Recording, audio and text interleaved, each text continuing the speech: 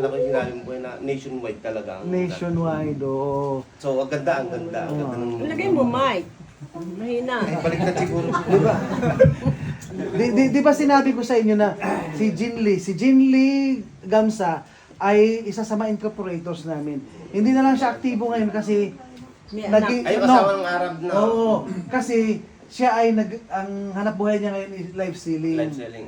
So, pero ang kuan niya, ang puso niya nasa akin. guardian, no? Nasa akin kasamang guardian. Kanaway. Kanaway, oh, sige. Oo, may seller. Na-control siya sa immigration sa Pilipinas dahil yung kanyang passport ay hindi na pwedeng ibiyahe. Paso na po, paso. Hindi Hindi paso. Kaso Malapit lang, na, yung malapit 6 months before kasi, is hindi na pwede i-travel yung passport mo, yung Philippine passport mo. Oo, kailangan. Meron siyang procedure, pero yung passport, Philippine passport niya ay 3 months na lang paso na. So, hinarang siya sa embassy. Sa immigration. Ngayon, nang binigay niya yung kanyang card, nakita ng immigration officer yung tattoo niya sa kamay. Tsaka dito. Lusot. Kasi naka-slip Kamay siya. lang. Ngayon, nang nakita yung kamay, sister, guardian ka? Ang immigration officer pala ay guardian. Kinamayan siya kaagad.